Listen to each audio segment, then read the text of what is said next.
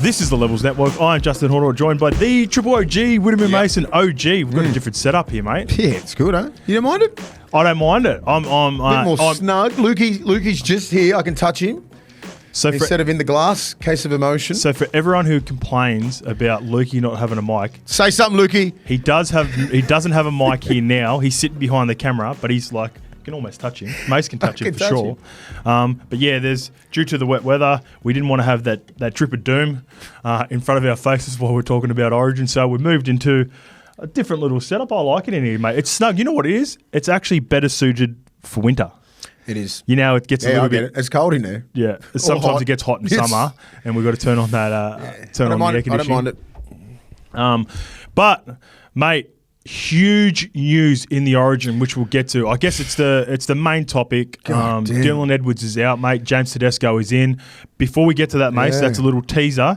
Want everyone to jump on and subscribe to us on YouTube, follow us on Instagram and on TikTok, and leave us a review on Apple and Spotify. All those things help us grow this show. We're flying at the moment. We do have a target of 25K before Origin, which is in 2 days. Surely. So come on. If you're watching this episode right now, go and tell a mate. To tell follow us. To tell a mate. To tell their mates. To tell more mates. To subscribe on YouTube and follow us on Instagram.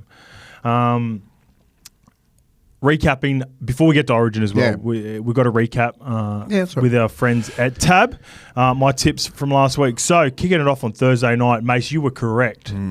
It was a desperation effort and game from the Parramatta Eels. That's what it was, wasn't it? It was exactly what we said. Desperation versus, just a very consistent team, right? Yep. Which is the Sharks. And it's like, at the start, I thought, fuck, the Eels are done here. They are done. They didn't start off that well. Yeah. Easy try, and I'm just like, it's not a good sign. Guffo drops that ball. Yeah, not a good sign. And then, like, Mitch Moses turned a clinic on. Dylan Brown looked amazing. He's top three best 5'8" in the game. His defence is underrated. So much freer. His defence. All I watched was his defence. His attack is natural. Yeah. But he bangs in defence. You don't spot him up. No. You don't spot him up. I'm not sure who it was. I think Hazelton tried to spot him up one time. He just got bent straight back. Yeah, did you see 6'6", .6", Did you see Big Reggie get licked as well by Royce Hunt and Britton Nicola? That was a beautiful hit, man. So good. Every one of Paris Seniors players played their best game of the season. Yeah. Royce Hunt can hit. Royce's good. He's got that body tape. Yeah, late footwork, mate. Didn't hit hard enough for me and my bets friends. No. Sharks plus 1.5, no good. Braden Trindle, close. It was the other half, Atkinson, who scored. I want to talk a little bit about them two moving forward, though. Bulldogs plus 4.5, tick. Got that one, Mace. Connor Tracy. What about the 13 plus? Is anyone back at? Anyone? I tell you what. I don't throw them out lightly, guys. You got to get on them. If you're new to Levels and you've only, this is your first couple of weeks, Mace, when he throws out 13 plus, he doesn't throw it out willy-nilly, and he very rarely throws it on the Bulldogs. Yeah, no. So it should have been one of those moments where I've gone, should have had something on that responsibility, of course. Connor Tracy, $3.10 was no good. He was in everything but and in the bin, but no good on the try scoring. Dragons plus 9.5, tick. Tyrell Sloan, tick. Dragons were really good. We'll talk about that and Flano.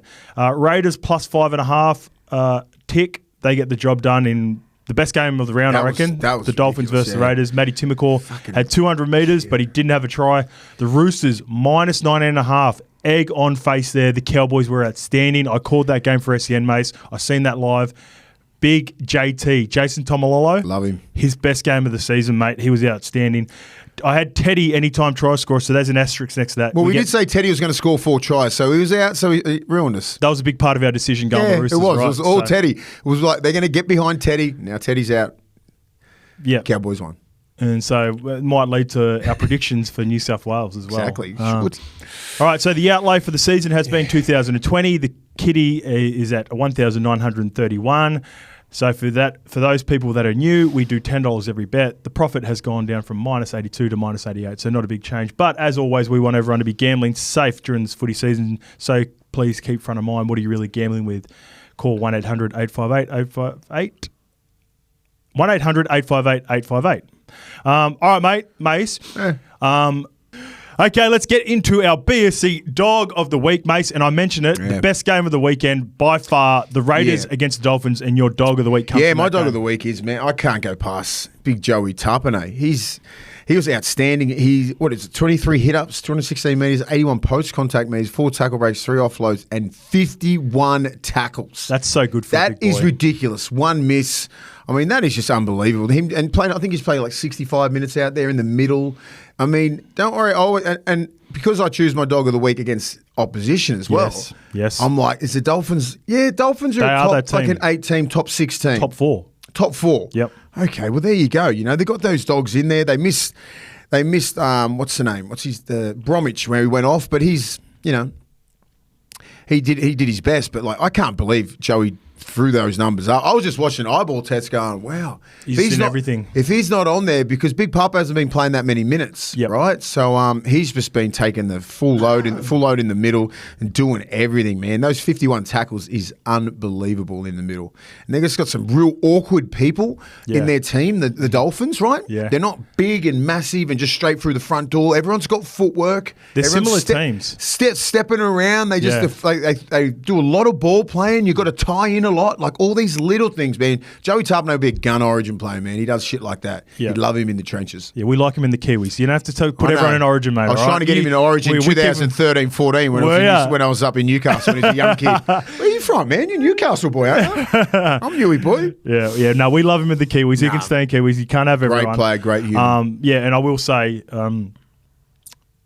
not all tackles are created equal. Yeah. He had some proper sting. Yeah. He got young Katoa early in the first half too off a lick. I think he stepped back off his left. Him or Jeremy Marshall-King was one of the two where one of the halves got caught. And off the back of, congratulations to Joey as well. 200 games last week. Is that 200 games to Joey Taps? Last week. And it was against the Roosters and they got dusted, but he's definitely not the reason that they did get dusted. He hasn't missed much footy, man. So good, mate. I love him. I know he debuted with us in 2014, I think. Young kid at Newcastle. Yep, I feel like it was 13 or 14. 13 or 14. Yeah. I'm pretty sure it was 14. Yep. Maybe one in, but regardless, like no one really knows that he played for Newcastle and he was a junior up there. Then he goes down to there, and I don't think he's missed many games in 10 years. Wouldn't feel like. Remember, he fell out of favour for about a year or that's half the difference. We spoke about Ricky Stewart before, knowing who he can drop and who he can't. He did that to Big Papa and he did that to Joey Tarps, and they turned into I reckon, arguably top 5, top 6 props in the game for the last 5 or 6 years. Yeah, for sure. I reckon Joe, especially after the dropping. Yeah, I think Joseph Tarpany has been around that top 3, top 4 now for 3 or 4 years. After he got dropped by. Yeah, for sure. No, that definitely lit a fuse. He always had a lot of potential, but he hadn't had that consistency. Now he's the premier, one of the premier props. Just like you said, mate, my BSC dog of the week this week is Jesse Marschke. And for you, I guess this is the difference in our playing abilities and styles. You like to go against probably the premier guy in the premier matchup. For me, I'm looking for these sort of guys. Journeymans, guys that were late bloomers. He's 26 years old, about to turn 27. This is his 5th game of first grade. He's been playing New South Wales Cup for Newtown, Canterbury and North since 2018. So I just love the perseverance. Nice. Yeah, I love the resilience. I love it. I feel like, we got to highlight these guys that just really dig 100%, in. mate. Not only guys like, it's sort of, I feel like it resembles my career, debuting at 23. I guess if our immortal was probably Cody Walker, who debuts at like 26 and played 200 plays games. at the top level for years. Top level. But Jesse Marschke had 10 carries for 75 metres. One of them was crucial, which led to just before one of the tries. He had 3 try assists. They had him for 2 try assists, but he had 3 because he dropped that one off underneath to a Couchman where he just ran through the middle. I don't think they gave him a try assist for that, but he had 1 line break assist, 3 tackle breaks, 27 tackles, and 12 kicks. And the reason I bring that 12 kicks up is, one, he's stepping in for Ben Hunt, who's the chief playmaker and controls a lot of their shape. And the second thing is, it doesn't look all that natural to him. Like, I don't think he's definitely not an out-and-out 7. I think for him moving forward, I think a comparison or a player that he should try to mirror his game on is Connor Watson. Like, that Mr. Fix-It. He's bigger. He's a big halfback. He is. He's not your traditional sort of slender shorter. Like he could easily halfback /9/13. Yeah, I think he's. I didn't mind him. I think he's a natural 9. But if you play in this day and age, I think if he tries to hone in and playing, obviously been very versatile for the Dragons since he's been there in his 5 games. He's played hooker, he's played off the bench, now he's played half. I think there was a time a couple of weeks ago where he got pushed into the centres and did a job.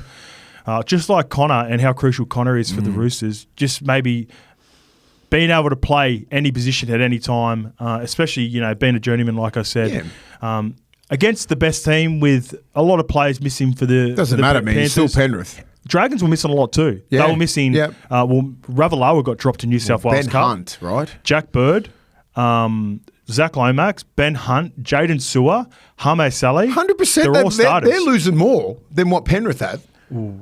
I think so. Just like, as much. No. I'm just saying because Penrith's system is just fucking here, right? That's fair. St George's, just say they're equal there, and St George lose those class players. They're down here, mate. Penrith have got better Penrith depth. just go here. Yeah. So I reckon that's a better win for St George. Yep, I agree, mate. Yeah, well said. So Jesse Marshke, my BSC Journeyman Dog of the Week. All right, let's get to the YouTube replies, and we're going to flow this into our RLPA Player of the Month. This one's from Don's Barbers. Angus Crichton has gone under everyone's radar. He started off the season in New South Wales Cup. He didn't play until round 3. Then he was coming off the bench, and he was also playing front row. In the last 6 or 7 weeks, Mace, he's not only cemented his spot at the Roosters, but he's now a starting edge back row back in the spot that he made so famous a couple of years ago in the New South Wales team. And he's going to be a problem for Daly Cherry Evans on the right side for Queensland. You know what that is? That's belief, right? That's belief in what you can do. That's Angus Crichton. You know, I don't think he ever sat down and went, oh my God, I'm playing in reserve grade. He goes, it's just time until I get back to where I am, right? Yep. Took him a little bit to get over last year, and now he's back to Angus Crichton 2022. You know, right off 2023. That was just a write-off for him.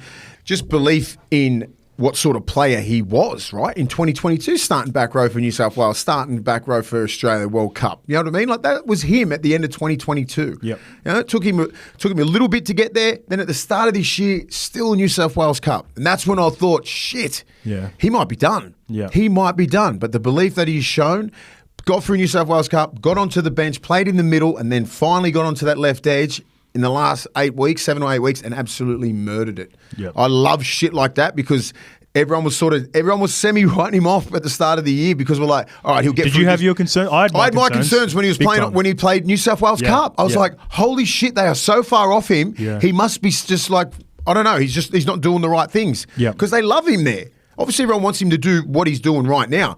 But Robbo, obviously, they've done the right thing. Robbo's done the right thing by him. Angus has done the right thing by the club. Now he's the best back row in the comp. And there's no better accomplishment, I reckon, than being noticed by your peers. Yeah. And he has got our RLPA Player of the Month for the month of May. During that time, his stats were he played 4 games. He scored 5 tries.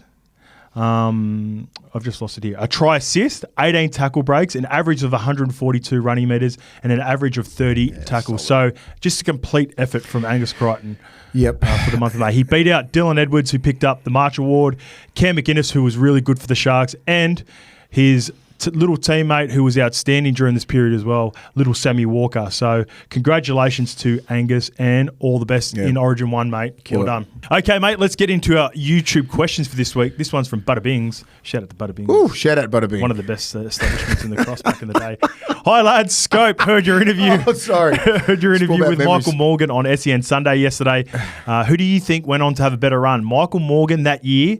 Thurston was out for the Cowboys in 2017, or the year Jared Hayne went on that run with Parramatta in 2009. So just to give you context, mates, we had a chat to Morgs. We're talking about the 15 season compared to his 17 season. He was outstanding. Fuck, he was the king, 17. I'm also going to say, though, I think Jason Tomolo was the best player for the Cowboys in the world at that time. So Morgs played a beautiful Robin in that season, but I would say that Jason Tomolola was probably the reason behind them. Respectfully to Morgs, who was great. He talked about... But you talk about 2017 year with Jason Tomolola, that's probably his 4th year as the best player in the world. Yes. So everyone was just desensitised to it, and then you see a young kid, Morgs. I mean, I've known Morgs for years. What he did in 2017, that run, that was just class. He was so good. It was more class. It was the plays to get, like all these just things. Just he really just ran that team without a JT. Everyone's like, there's nothing without JT. And he just said, you know what, fucking let's go. Put it on the back. And then Butt had the big dog there. Had JT, Yeah, you know what I mean? That's arguably... a great run.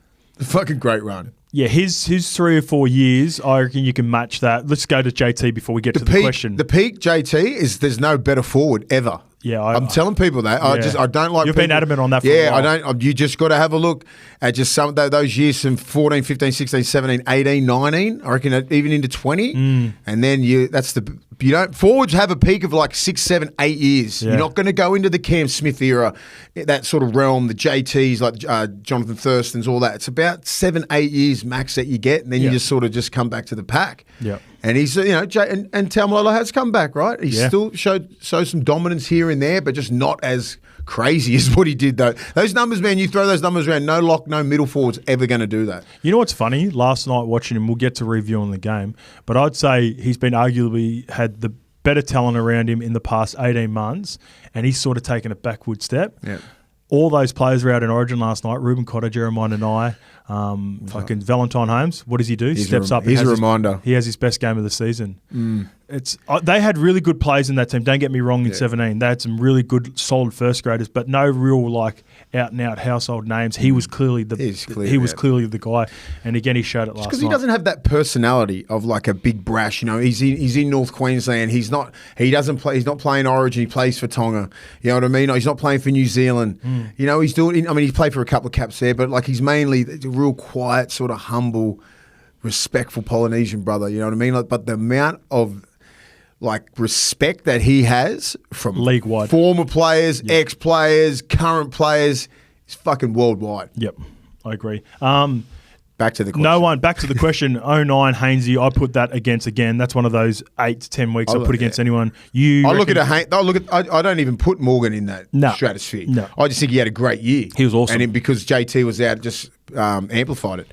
It's Tom Trebojevic and 21 Hainesy. Or Jared Hayne. Yeah. That's it. Yeah. There's two biggest, best runs I've ever seen in my life. The difference was that Tommy did it during the year and I've never seen anything like it, but he played 16 games.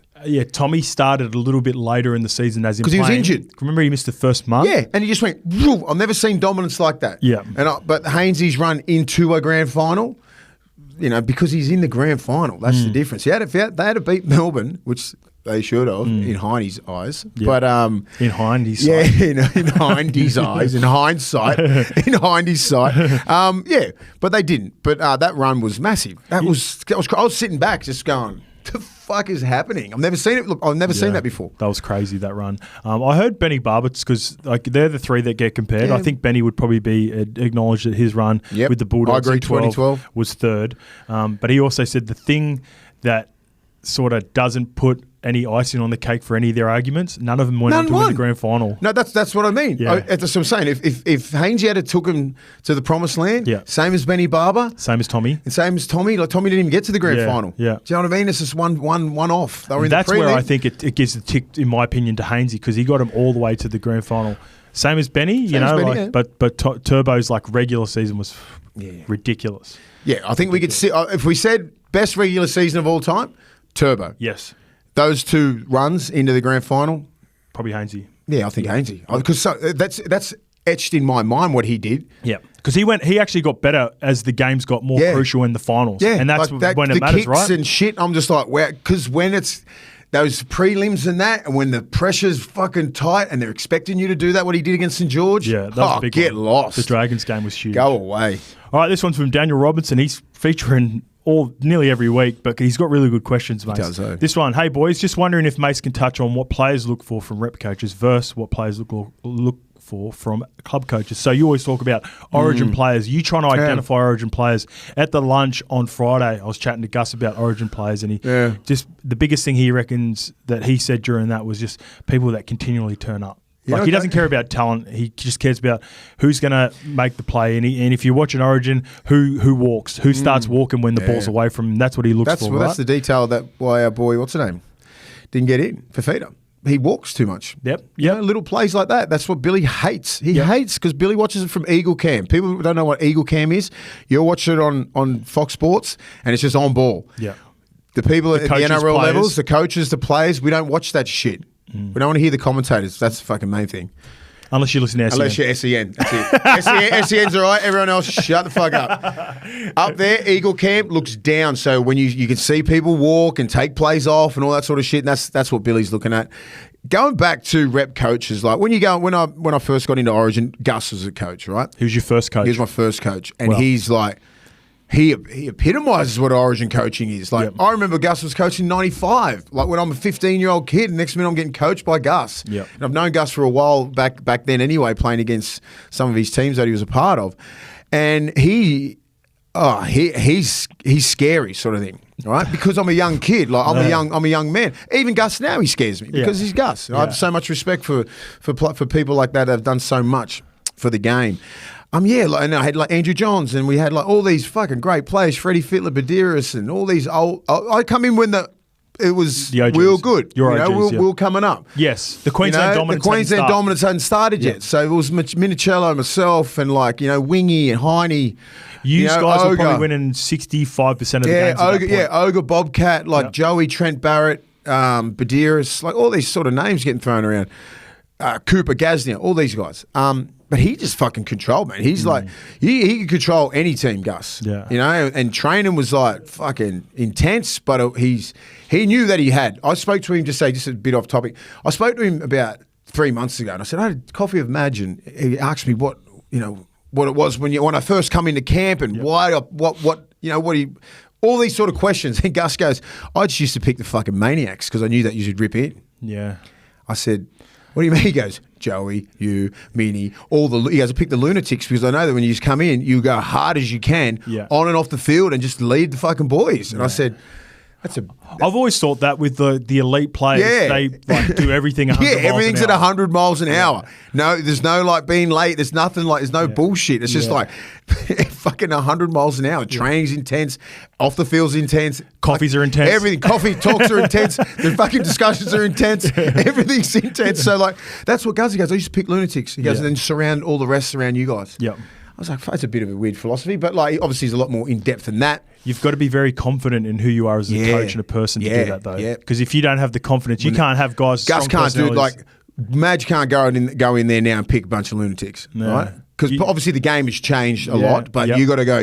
That's where he was asking me questions like, what did you think the Blues jersey meant to you? He asked me a lot of questions, but I think that's like 20-something years ago, man. I'm like, fuck, I just wanted to rip in because the Blues is like the pinnacle of the game for my eyes, right? When I was younger, I want to play for Australia, but I want to play for New South Wales because like that was just the hardest arena, right? It was the hardest thing. You want to play against Queensland because I was that 90s kid, right? When you're getting, you're watching Bradley Clyde and Fittler and Joey and all these sort of blokes that I loved. Chief. Yep. All these guys that I'm like, I want to be that, right? But as simple as that sounds, that's the team he's picked, though. Yeah, just a bunch of hard fuckers, guys that just want to go hard. Just go as hard as you can. This Origin is not flamboyancy. Like, it's not like, let's have the mad play. Like, the backs will have the mad play sometimes. Yeah. But it's like I spoke to JT a couple of weeks ago about Origin. Thurston, yeah. And he really breaks shit down. Like, we're just sitting there, and he goes, the game's all about little moments. Yeah. Little moments, and it's little battles, right? So the little moments are the battles about me versus you. What are you trying to do? If I'm running you, you're trying to get me on my back. I'm trying to win. It's all little battles. It's about 500 battles in the game, little moments, you call them. Yeah. Then if you win all the little moments, you'll get the big moment. Yeah. And you've just got to nail that as well. And that's what he said. He broke it down into moments. Like he's like, okay, little dummy here. Like I'll win that. Like just say if fucking Nate Miles is doing his, Steven Seavers, they're winning the middle. Yeah. Now it's his turn to fucking put on the big moment, right? That's how we broke shit down. That's so cool. It was fucking cool as hell. And I'm sitting there going, what do you mean? Like every single thing is a moment in your head. He's watching every single play. And even guys like Joey was saying this. That's why I always love, my mates are fucking immortals pretty much. Yep. I get to bite into their ears and just ask 1,000 questions about what were you looking at in situations like this, right? I mean, like everyone's trying to break Joey's ribs and JT's ribs, and they get a mini about 1.2 seconds to pull the right trigger. The lead guy, the guy at the back, the center going out, but he's looking at all defenders, right? The 4-man, has he turned in? Has he turned out? Has the center coming in, coming out? All these sort of things. Whilst Luke O'Donnell or me is trying to break his ribs. Yeah. and he goes bang, and it's usually the fucking right play. I'm like, that is fucking unbelievable to me because I know how much pressure we used to put on that little fucker and how much pressure Joey used to get put on him, and they'd still come up 9 times out of 10 the right decision. That's so good. The whole time you were talking about that, I couldn't help but think about it, like those moments that you're replaying in your situations. Yeah. The way we view Queensland and them winning the last 2 series, New South Wales were dominating Queensland in game 1 at Adelaide for about 60 minutes of the game. Yeah. All of a sudden, Munster finds this moment, this little moment in the game, breaks it apart, finds Hammer streaks away, and then a couple plays later, Lindsay Collins jumps over Teddy, finds Munster, the game's over. For as good as Queensland were in game 2 and were dominant, and then New South Wales were dominant in game 3 in the dead rubber. It's that moment there. It was that little moment, and it was that little counterpunch that Queensland had, and I guess he probably didn't have as big a series as he's had in the past, but with no Munster to provide that moment, like JT, it could be a really big out. I think it's underrated. People were talking the little about moments, man. No Nath and all that, and Teddy was out, but they're talking about all the changes, but people have glossed over how important Munster is in specific moments, and I haven't thought about it as much until you just mentioned what JT said. And that's what it is. When he's saying little moments, and then there's big moments. There's little, but I understand because it's a different vernacular. As in when we're in the middle, we're little battles to win the war. Battle. He's like moment, my moment. Someone Lockie's moment, Cooper Cronk's moment, GI's moment. You know what I mean? Like because the middle's winning those moments, they don't care who in has his head. They don't give a fuck about it. It's just pull the trigger. Here's the big moment. And I'm like, fuck you. You know what I mean? But like, I get it because we have a different fucking terminology in the middle. It's just like win the fucking little battles, and then you win the war in the middle. But then even if you do win more battles, you've got to have the backing of the backs to pull the trigger. It's to have the big moments and to pull the trigger at the big moments and win, right? That's a big difference. It's a big difference when you can pull the trigger like JT and Joey and all those sort of blokes did. Fucking Money, Cleary, fucking Lockie, all these guys, all the greats. That's why they're great. The GIs and all that sort of shit.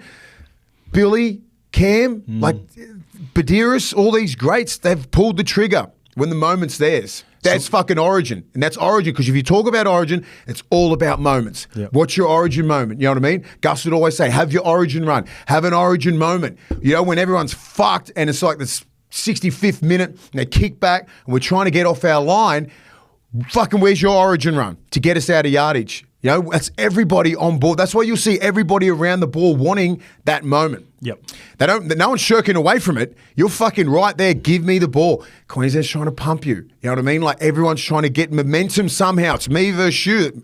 Who's going to win this battle? I've got to try and find my front. You and you are trying to rip my head off and get me on my back so everyone fucking wins that little thing. That's what it's all about. And if you win more, then it's up to the big dogs to pull the trigger and get that moment. You got me wanting to fucking play already. Wednesday night. We need to calm down. We've still got a couple of days till we get... Thanks for the question. Yeah, good question. Let's talk about coaches, but we talked about moments. I love it. It goes to the players. Also, this one's a hypothetical. Hey, boys, it's related around Madge again. Also want to know your thoughts on this. What if Madge wins this Origin series, gets offered an extension to... I think he's currently got a 2-year deal. Is that correct, Mace? Do you know? I think it's 2 years. Someone will, in the comments will let us know. And he gets offered an extension to coach the Blues long term, or gets the offer from the vacant job that is currently available at the Eels, which a lot of people in our industry believe he could fix probably the top candidate for the Eels right now. This is hard because Madge, like, just say if we win it this year and very convincingly, and we've got something to build on with no Turbo, no Latrell, no Teddy Edwards, it's all a bit mixed up, Cleary. And like we get it this year, and he's like, "Fuck, I don't even got to do this for 8 weeks of the year." Yeah, that's appealing to me. Yeah, and I'm getting paid. Yeah, you know what I mean? Like I've done well through my career. I don't really have to do that much. I'm very independent where I am. I'm not with Nine. I'm not with Fox. I can do whatever I want. Still live a life and raise his kids and family. I'm not sure his situation is there, but live a normal sort of life. But just be embedded in get heaps more family time. Bro, he's done a lot of coaching. I think he coached for 10 years, man. Yep. That's a fucking lot. I mean, he's been out of the game for a while. Now he's got the Origin job. This is the dream, right? Now, flip side, the Parramatta Eels. He looks like he is lives and breathes footy. Yes. Every time I've met Madge, I've only had a couple of conversations with him. Yeah, He proper loves the game. He loves it. And I feel like because of the Tigers situation, he's got some unfinished business. He would love to get his hands on a team again and see if he can create something similar to what he did in 2014 with the Rabbits. If I'm looking at, I reckon there's a couple of opportunities that don't come often. Like Cam Serraldo, we talked about this, right? Gus said, this team ain't ready yet. Take your time. When you look at the Parramatta Eels and look what they produced on Friday night, Thursday night with their best team and the roster that they got, you're not going to get many opportunities like to roll into a team with this amount of talent. The contracts are mostly got 2 or all 3 set up. years left. 3 years max. You've got yourself a team in a window. So does he stay on with New South Wales and potentially miss this and wait for another opportunity, or does he go, fuck, I love coaching, I love being a head coach, I can win a comp with this Parramatta team? I think if he hadn't have won a comp in 2014, it'd be itching him to get back. Okay. I think that if he was a fucking bee's dick off winning a comp, all right, I need to scratch that itch. But he's won a comp, with South. That's what I'm not sure what else he can do now. He can just he can do what he's doing now and coach New South Wales and get us to a good place. I don't think it's a 1-year thing for him, man. I think he wants to really build a culture of dominance. And I think that's the sort of person he is. I don't think he's a one and done. I don't think he's one and done, mate. Yeah. I think he's here for minimum 2. Minimum 2. Yep. And I think always there'll be a place for someone like Madge in the game. If you're patient, you do well with New South Wales. Another proposition like this will open up. Like coaches easily. There's 4 or 5 coaches that feels like that get sacked every year. So there will be another opportunity, and you've probably got maybe a 3-4 year window with Parramatta currently with like Moses, Gutho, Dill Brown Jr., Reggie all being like late 20s, but then you're probably going to have a rebuild if you don't get... do you think you could have he could do both like they used to? No, not anymore. No, there's too much pressure on it, I think. What do you think? Yeah, I'm not sure. I think it's too much work, mate. Yeah, I suppose but I mean because of the help that they have with all clubs, it's 5 coaches around. You got to think about the negative of it, Mace. As soon as something goes wrong for either, you're going to get people criticise him. Like the Benji Marshall. It's not worth it. It's not worth it. Benji's situation is perfect, right? And it's a different sort of scenario, but Benji is coaching the team. Like most people, because they're not winning games, he ended up having a break last week. He goes away on a break for the bye, and he got criticised. So you always got to think of what's... They did, eh? They hammered him. I saw a few little lemons on Triple M hammering him. Once you're losing games and no matter where you are, no matter what you're doing, they're going to find a reason to create a storyline. Yeah, 100%. Yeah, I agree. I'm just thinking, is there a world where it can come back, or we've just gone too far? I think we've gone too far. I think the game's gone too Origin, professional. It's just and Origin's just such a pinnacle of the game. I don't see him leaving, even if we do win this year. I don't think he's going to be one and done. I think he's going to give a minimum 3 year and see how we go. Okay, beautiful. It'd be smart. I mean, I agree. It'd be smart from him. I agree. Don't just leave. All right, mate, let's get to Origin. Before we get to our predictions, I've got predictions for you for New South Wales. I've got my predictions for Queensland, but no bigger news. I don't have it there because we don't need to put it anywhere. It doesn't need a headline, mate. James TEDESCO has replaced Dylan Edwards, who, listen to this, mate. Lukey, I don't know if you're aware of this as well, did his quad doing extras after the training session on Friday. Shit. Like that. So that sums up Dylan Edwards. So when you think about the run that Penrith have had in the last 3 years, the guy that's been there through pretty much everything and had to play pretty much every game. All the other players have been away at Origin or played rep footy at the end of the year in that World Cup. I think he was the only player who didn't, in the starting 17, who didn't represent the Penrith Panthers at the World Cup. He's been the presence that's been there available for Penrith this entire time, and I feel so sorry for Dylan Edwards. There's part of me that I'm like... Gut-wrenching, this... I didn't want to believe it yesterday. I was like, no, fuck no. Then it was on Channel 9. I was like, it's a lock, yeah. It's an exclusive from Danny Wilder. God damn you. Mr. Exclusive. He's hiding in the bushes out of the Blue Mountains. Out in Lyra, or whatever it's called. But yeah, that sums him up, mate. Doing it in extras after the session had done, he ended up doing his quad. Teddy gets the call, so... Everyone is obviously pumped. And this is scary for Queensland too. You're getting Teddy now coming into camp. I'd say not completely stress-free because it's Origin, but he doesn't have the captaincy now, so he doesn't have to worry about that. He probably, maybe not in his head, from an outsider looking in, he's got no pressure. I don't think there's any expectations now from Teddy. He was already going to get dropped. Now he's in the team. He can just play carefree. It's just going to put more pressure on New South Wales. if Teddy plays to what Teddy is capable of. If he gets a man of the match and absolutely drills it, does Dylan Edwards come back and just take the fullback spot? I don't think so. I don't think he can. I think the result determines who plays game 2. Yeah, and I'm like, I feel so sorry for Dylan Edwards. This is one of those ones where I'm like, I've met him now. I'm all in for fucking Edwards. The changing of the guards happening. I'm done. You accepted it. I've accepted it. Yeah. I'm like, all right, good luck, kid. Let's go and kill him. And then this shit happens. And I'm like, I get it, and it's not a fact of him doing too much because that's probably part of his routine. You know what I mean? It's just unlucky. Do you know what I mean? He's trying to do extras. He does extras. That's why he is where he is. That's what makes him where he is. That's why he's represented. And you'll see a lot of these guys do extras in New South Wales. It's not enough, right? They know exactly what they need to get to this level, and to stay there. So he's just doing what he needs to do. The body just didn't agree. Now we get Teddy in. Do you agree with is Teddy going to feel like he's playing with house money, or is there still going to be pressure on him regardless? I think he puts pressure on himself, okay. Because I think he's going, well. This is where he would be thinking, all right, I've lost my spot. That's it. I'm just going to have to go back, kill it for the club. Hopefully, just say if Dylan Edwards gets injured, I'll come in. Yep. And that's what's happened.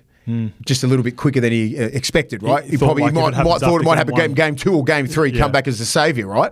As in a decider. Yeah. That's what he's thinking. Now it's here straight away. He could go, all right, well, I do belong here. You got it wrong. You got it wrong, guys. Yep. I'm still that fucking dude. And I'm here. He's the man of the match. Here's a win. Let's go on to game 2. That's what I hope will happen to Teddy and New South Wales. Does that ever happen? We'll see. For fuck's sake. It doesn't, man. It could be we could be ramrodded by Queensland and we all play awful. There's the paradox there. Yep. Or the other way. And I'm always a fucking optimist. Bang, Teddy, man of the match. All right. I mean Payne Haas. Here's my we'll get to that. We'll get to that. Here's my I guess a lot of people, when I was playing devil's advocate with you last week with Dylan Edwards and James TEDESCO. People don't think that you're playing devil's advocate. They must miss that out when you say, I'm going to play devil's advocate. They just think you're just playing devil. Yeah. I always like to. I always try to. I like it, but people must miss that bit out where you say it. Well, sometimes Lukey doesn't put it in. I reckon Lukey does it on purpose. Yeah. He wants everyone to come at you. Because it's clickbait. Lukey's clickbait. So my thing, and I believe this as well, and there's a lot of people that have jumped in the comments.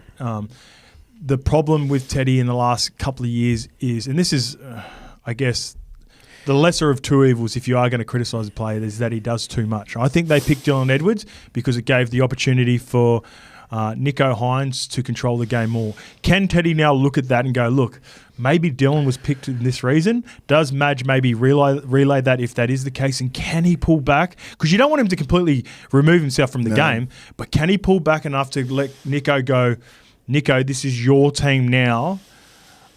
Control it, run the team, and I'll just chip in and try to put a little bit of ice in. Do you think he's capable of it? I don't think he's capable. I think he just, like, when Teddy's on, he's on. He just wants to play. He just plays footy, and I think they might have a few little plays off kick. I mean, like, just say if we're getting a good ball, he'll have a definite role somewhere. It won't be just him around the middle of the ruck, getting the ball first receiver, trying to turn people under, all that sort of shit, like trying to do too much sometimes, I think, but you can't take that away. You can't just go, this is what you're going to do, Teddy. Can't switch it off. You can't. You can't coach Teddy like that. Yeah. Right? I mean, Madge might put a few little pointers here and there and try and give him like a quick little gist of how we're playing. And Teddy will just have to get the, little things, catch things on the full like he does all the time. Attack, energy, all this sort of stuff. When we have plays, get around the back. Because he's still got beautiful hands. He's a great player. I get it when people sort of being critical of him, like with his little stuff around the ruck. Yep. Too many touches around the ruck is the biggest concern that people have for Teddy. And that was off Cook. Yep. That's off Cook because they had a little bit of a combination going when we were going really well, right? Yep. Then fucking they start getting onto it. Then you got to have plan B. Yes. That's Does why he have a plan B in him? That's why. Well, Robson won't be giving him the ball like that. There won't be many plays around the ruck, I don't think. Yeah. Because everyone's so onto these defensive systems are so good. You rarely get a bloke slipping out like that old Cooper Cronk, Cam Smith engaging markers, the Cooper Cronk going out and Billy coming in. Yep. It barely works, man. Not anymore. They're the big. That happens at club level when you can get some lazy guys and some debutants or guys who played under 10 games biting at marker, all that sort of shit. Not an Origin. Well, especially with these two teams, there's not. There's not many gaps. Teddy's just going to have to Teddy's had 2 Brad Fittler medals and Wally Lewis medals. He can dominate this. I've got no doubt that he's going to dominate this game. But I don't know what Madge is saying to him from fucking yesterday to today. It's Monday. Captain's run tomorrow. So today's the main day. I don't think you can complicate it too much. Yep. Do you know what I mean? I just don't think you're going to go, Teddy, this is what I want you to do. This on this play, this on this play. He ain't structured, mate.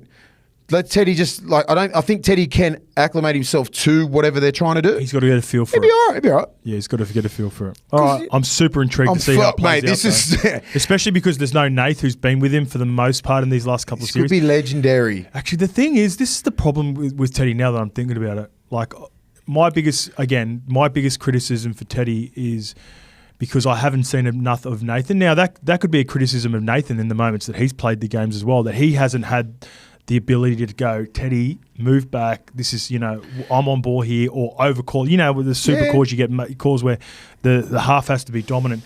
He hasn't, in my opinion, had that presence to be able to go overcall Teddy.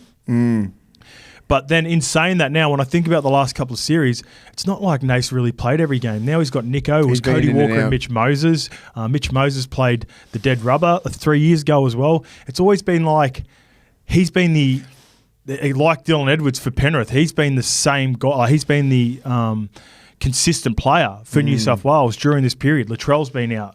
Tommy's been out. Stephen Crichton's been in. Yeah, the only one's been Teddy. It's just been Teddy, like 18 games in a row. I guess you can understand why when it gets to moments and everything starts to break down, Teddy goes, I'll take it. I'll try it. I've been here. I'll do it. I'll try. At least I'll try something. And like you said, it's been a few years now, but he has been successful in that mode before Queensland had won the last couple of series. So it adds to it just adds to a state of origin. I could never even think, I couldn't imagine this that Dylan Edwards would be out. Yeah. So I was right. Remember I said Teddy would be fullback, everyone? You did. You did. So we had our rolling teams. There's another That's why you call it rolling, guys. It's fluid. It's fluid. Just keep it going. 2 days before the game. Who else did you have? I was thinking about some players that could be inserted now. Matty Burton could find his way in the team. Hey, what's happening there? So Nico's got through everything, right? Yep. So we've got to get through today. Matt, so I've brought this up now the last couple of days. The more I've thought about it, the more Matty Burton has to be on the bench. Do you agree with that? What, just because of the Cobbo selection? No, NICHO. Like, if NICHO is good and he's got through camp, he didn't get cleared and Luke Keary wasn't released until Saturday. Yeah. So there was still hesitation and doubt from the camp to not let Keary go until Saturday. Worst case scenario, sorry. Do you know who their replacement is? This is what's been reported, and it might not. Madge is not going to give all this. Olakau'atu to 7? It's Cam McInnes to Fuck off. Really? That's what. Well, then put Burton on the bench. You got to. If he's still in some sort of doubt. Yeah. We don't want that. So the plan is, apparently this is what's been talked about. The plan is Cam McInnes to 6 or 7. Oh, no. Defensively, and then they just play through the middle and they play like a 1/2. Jerome controls and that could work. That could work.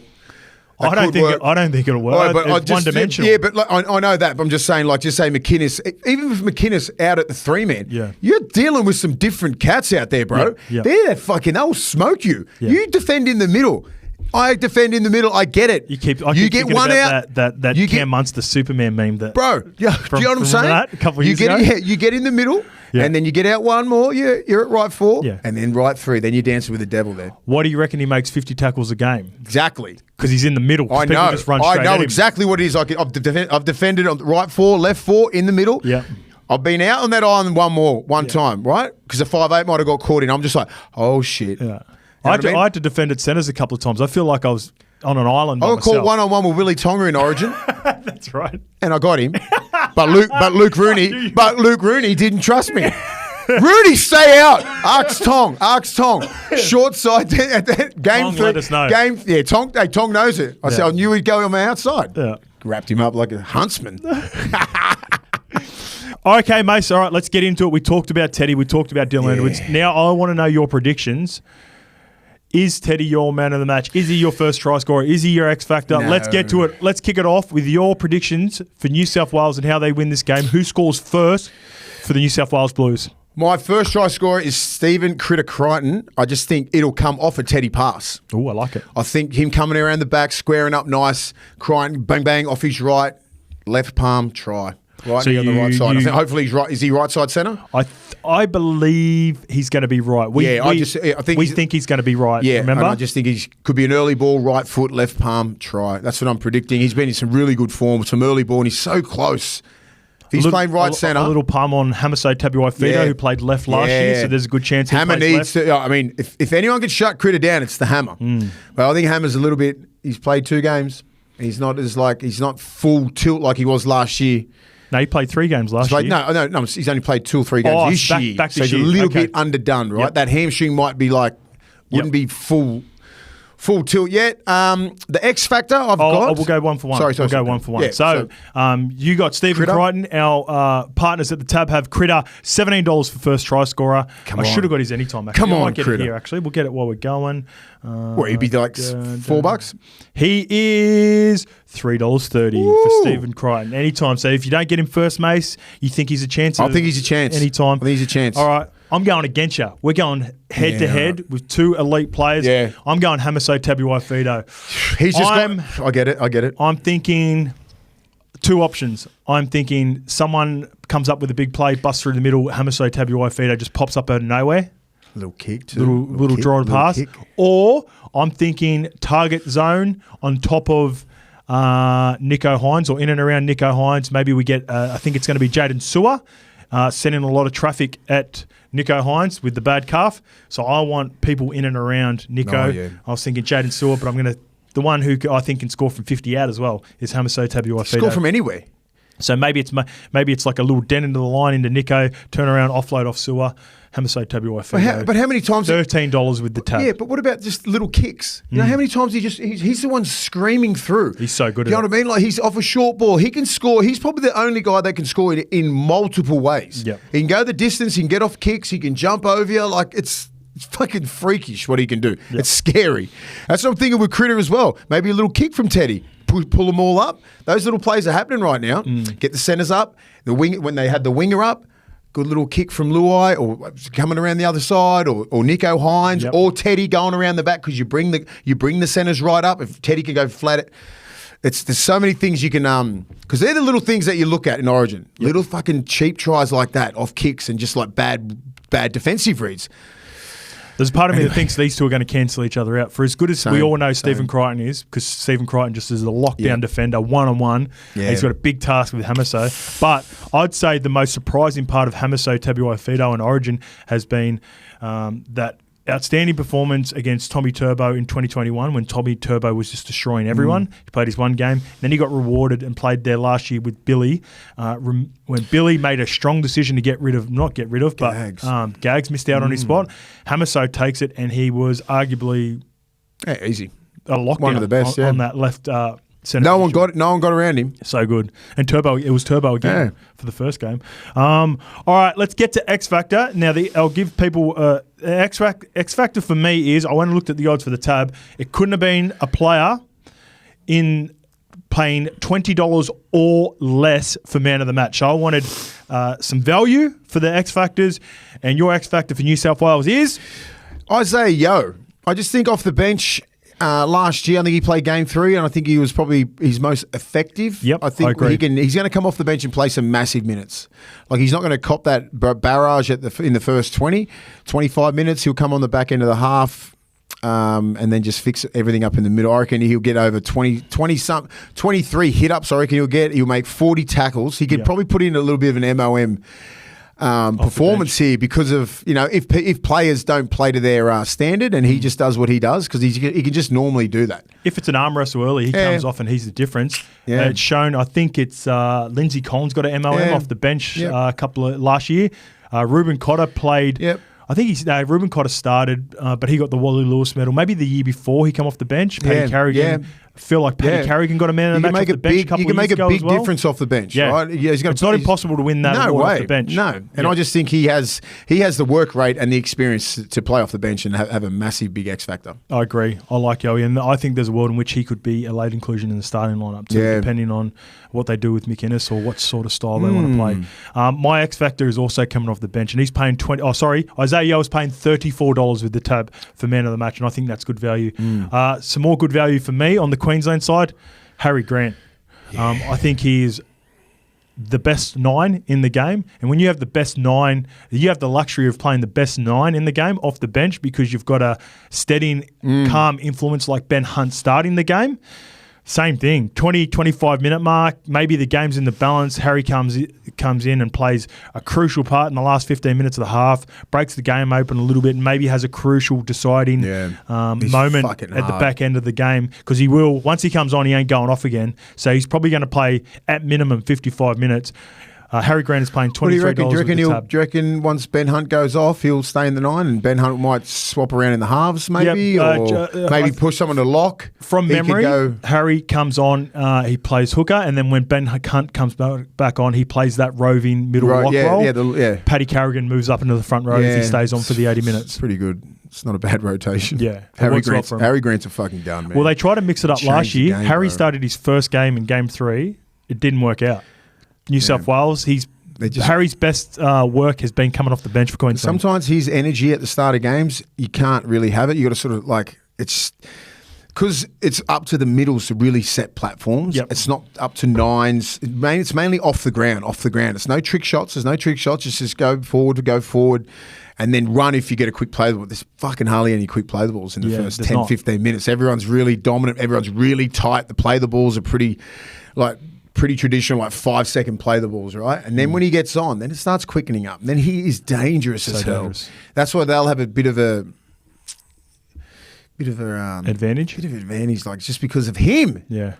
Because he's not like your Damien Cook, fucking just sprint, take the meters, all that kind. He's fucking who's outside C, who's outside B, he can play short. I'm like fucking. It's probably his strength, but it's not the only thing in his bag. Whereas Cookie is pretty much like he was one pace with it. He wants to run. He basically wants to get one marker and go. Yeah. And it's really good strength. Don't get me wrong, but Harry's got a little bit more in the bag. He's got way more footy. If you get wide at A, get wide at B. And they all know that too. Quick play the ball. Everyone's like, strong into contact. Comes under, someone comes under, and then everyone's just pushing it at B and C. Yep.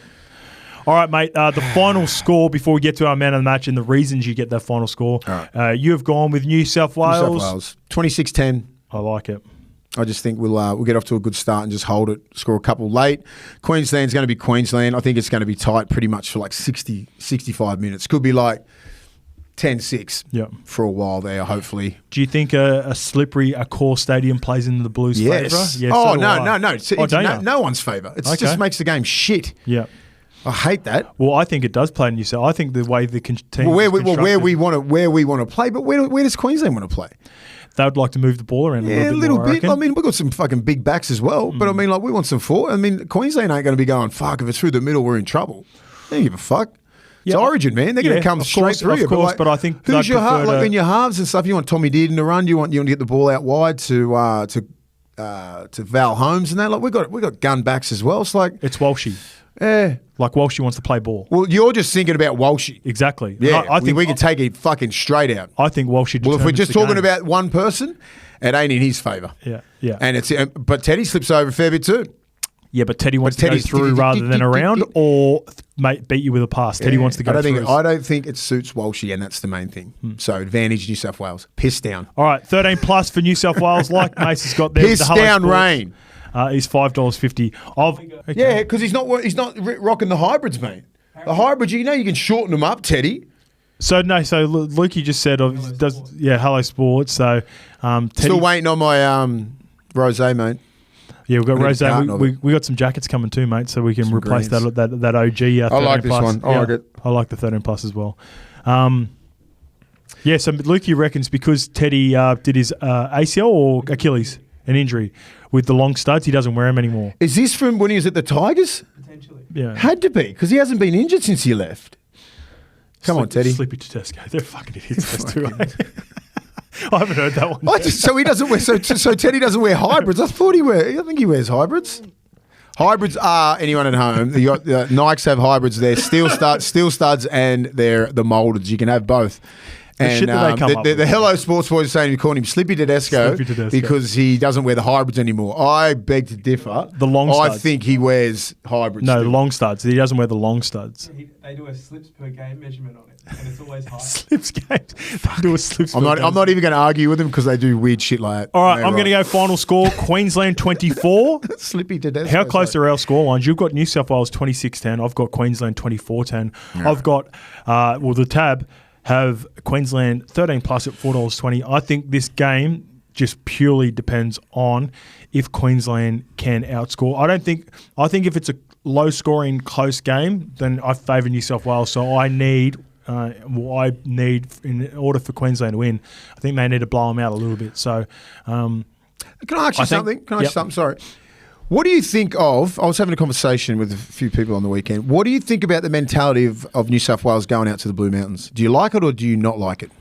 Yeah, I did like it.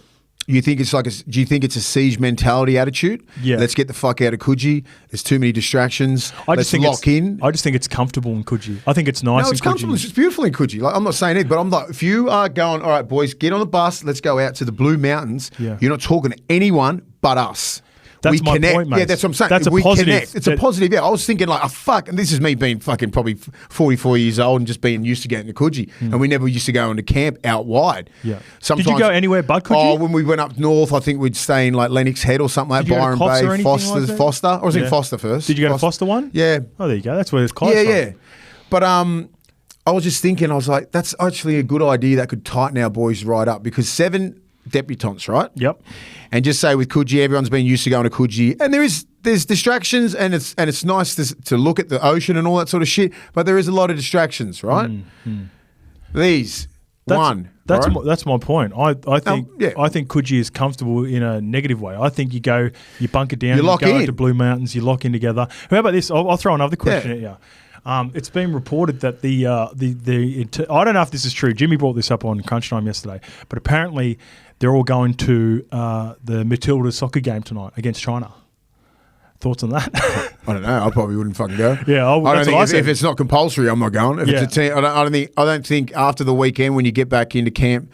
I mean, you're still in camp, but I mean, I think they would have had the weekend off a little bit. So they've come back in. They're going to be in home bush. Sorry, is it like it was before? Like you'd have that whole week and then the weekend off, and then come back in. I don't think it's like that anymore. I don't think Madge released them. I think it was important for them to go be to in club camp. Games, maybe. I said this yesterday on. I agree with you. I wouldn't want anything to do with that. Personally, anyone else can do whatever they want.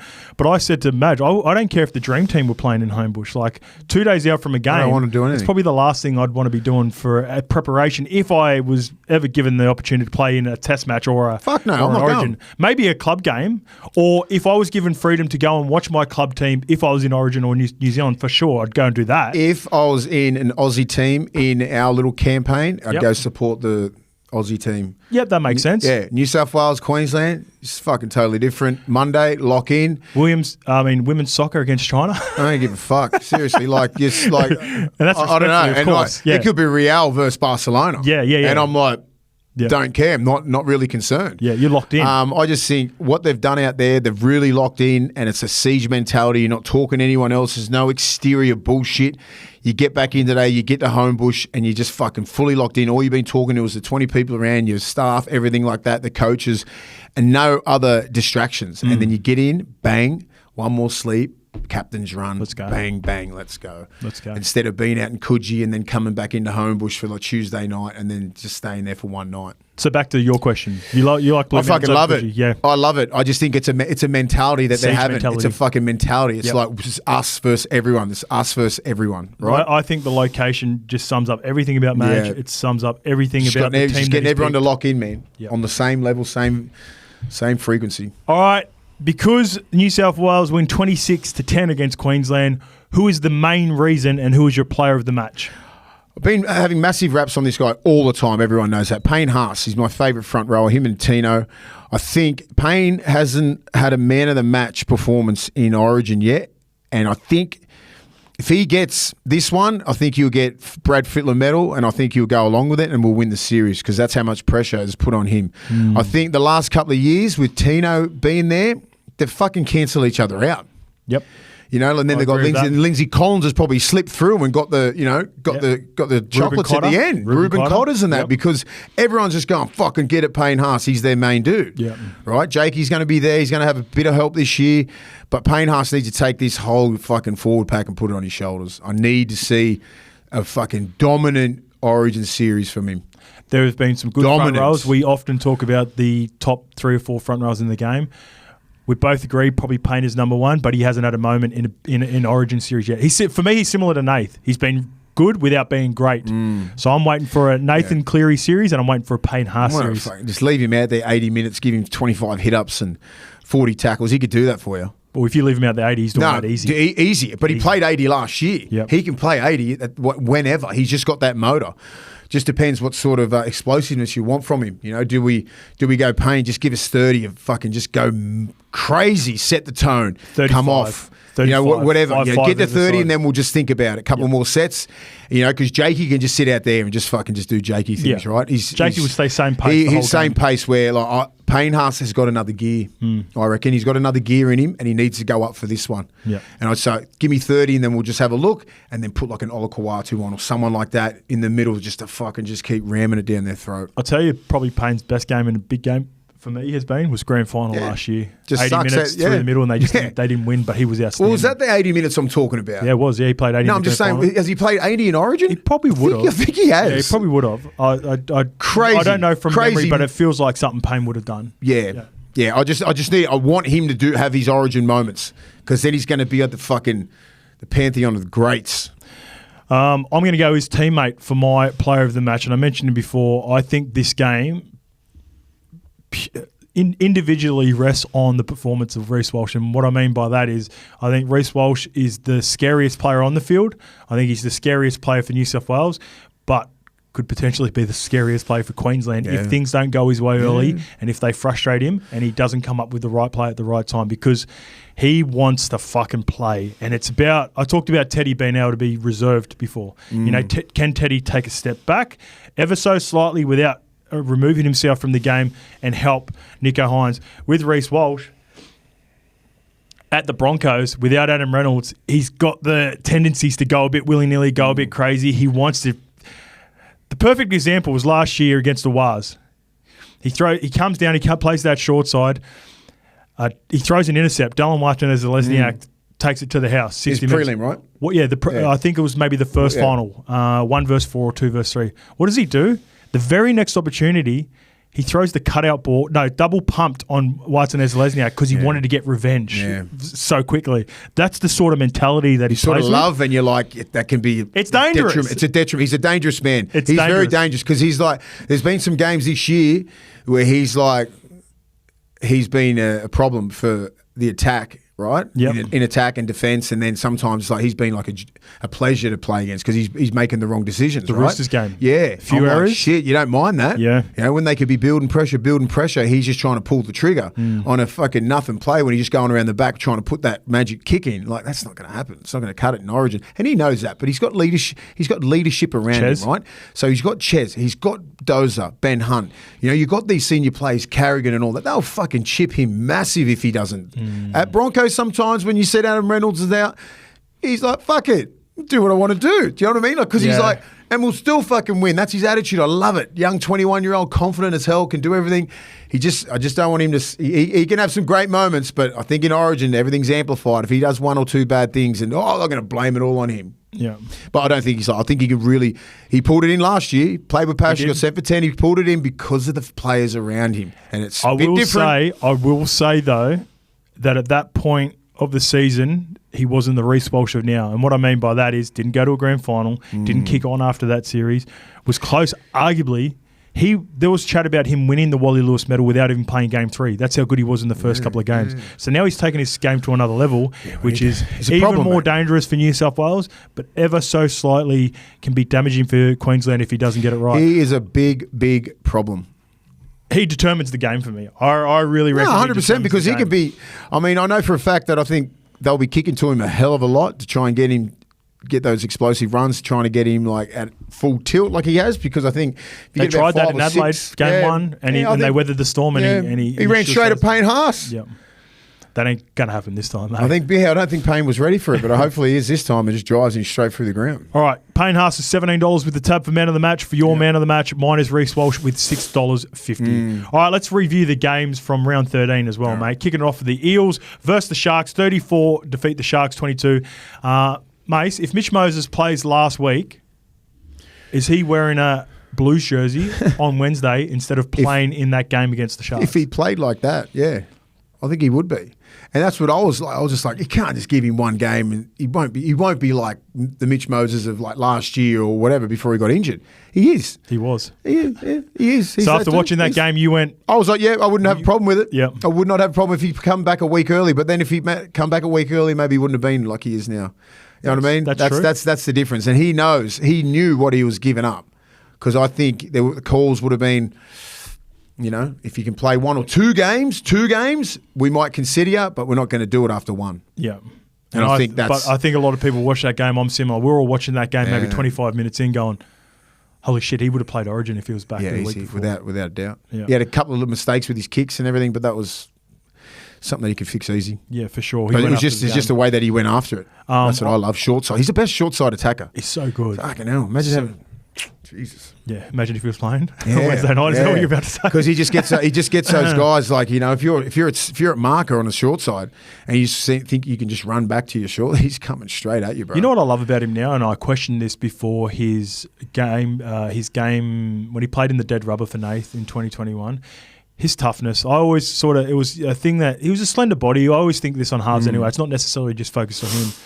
But his defence has improved out of sight in the last couple of years. And, you know, playing in that Origin dead rubber with a broken back for half the game, I thought he was... Cody Walker got deservedly man of the match last year, but he just took short sides and took carries and defended strong on that right side and allowed Cody Walker, with Kaloa Matangi, with Stephen Crichton, then all the jam come on the left side for Bradman Best and Cody Walker, but it was Mitch Moses setting it up on the right. It's a shame. It's a shame that he missed out. You know, but who knows? He'll still got another 2 games. Even if we win and the Sevens, I don't think it's not that dude. Similar to Dill. If this game 1 wins, I don't think they can change. There's no way they can change. I think they've got to keep him. I thought Gutho and Mitch set the tone running out of the tunnel. And what I mean by that, when they were running out, he does this big yahoo scream and carrying on. Mitch had this big smile on his face, and then you could see everyone was just more relaxed flowing out of the tunnel because you got your 2 leaders back. Yeah. Like, we've been critical of Parramatta, and deservedly so. And some of the other players needed to step up in this period, which cost Brad Arthur his job. But it's not... unusual to see a team missing $2 million worth of their cap and their 2 most influential players, and you can see the results and which followed. No, I mean, Gutho he's the heart and soul of that team. He talks so much. He sets, like, you can see the middles actually. Like, sometimes when he's not playing, they just look like sheep. Lost. You know? Lost sheep. Dill importantly, right? more importantly, looks lost. Yeah, now he looks like he's back. Yeah. And I think for that 6 weeks, I think where, you know, Dylan Brown, he was trying his best. Yeah, he was. You know, maybe just a little bit too hard. It's not natural. It's not natural, like, get me the ball 30 times a game. Yeah. Like 30, 40 times like a halfback should. It's just like, no. When you're worrying about organising, when you're worried about putting your kick in, you're not worrying about your best attribute. Yeah. Dill's best attribute is running the ball. Yeah. Left foot try, under the post. I like him. I've always had a match. I didn't realise he was that young. But Mitch was good. Mitch Moses was really good. I was impressed just with his energy and the way that he controlled the team. It was fucking just looked easy for him. Just for being 11 weeks out?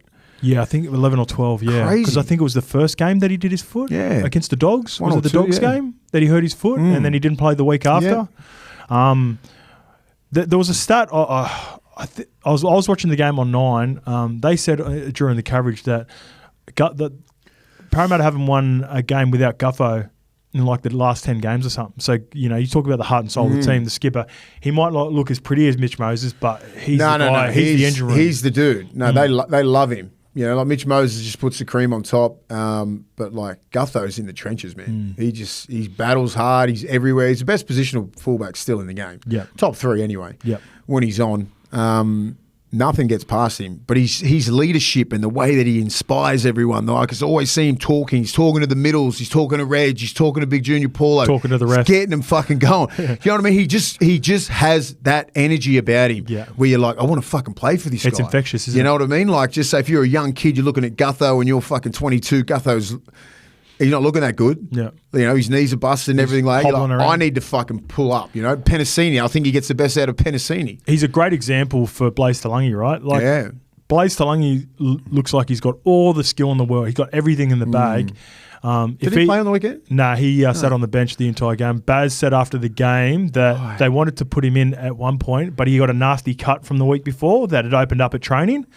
So because the game got pretty comfortable in the end, they didn't feel like they needed to use him, and they wanted to save him because he's played a lot of minutes recently. Yeah, they said he's going to be a big part of the team moving forward. And like, if you look at Blaze in particular, if he can adopt the attributes of Gutho as a leader and as just like leaving everything out there, he's got everything else in the bag, and he could be the number one moving forward for a long time. It's his little efforts. It's the efforts that Gutho has. You mentioned Will Penasini, mate. I thought that was his best game of the year, best game in a long time. He had a try with 184 metres, and I think what summed him up was a moment when he picked up either Mulatalo, who was on his edge, so he was right, so it would have been Mulatalo, and or who was it was Mulatalo. It was Mulatalo, and carried him over the sideline. It was just showed a whole heap of great runner of the ball Mulatalo is. Yeah. That run that he made, bang left foot, dummy, boom, boom, and then it was like a training run. Found Kennedy.